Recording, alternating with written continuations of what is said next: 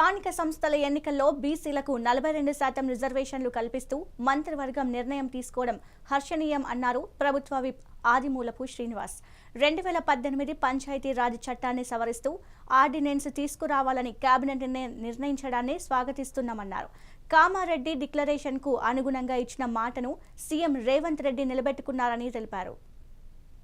2018 పంచాయతీరాజ్ చట్టాన్ని సవరిస్తూ ఆర్డినెన్స్ తీసుకురావడం, రాబో రోజుల్లో జరగబోయే ఎన్నికల్లో ఈ చట్టం వల్ల 42% బీసీలకు ప్రయోజనాలు ఉనగూరేటువంటి సందర్భాన్ని గుర్తు చేస్తూ రాష్ట్ర అసెంబ్లీలో బీసీలకు 42% బిల్లును బీసీ సంక్షేమ శాఖ మంత్రి పొన్నం ప్రభాకర్ గారు ప్రవేశపెట్టినప్పుడు ఆ 42% బిల్లును బలపరిచేటువంటి అవకాశం, మాట్లాడే అవకాశం ఒక బీసీ బిడ్డగా నాకు రావడం పూర్వజన్మ సుకృతంగా భావిస్తూ ఆ రోజే గౌరవ ముఖ్యమంత్రి రేవంత్ రెడ్డి గారు ప్రత్యేకంగా అభినందనలు చెప్పడం జరిగింది.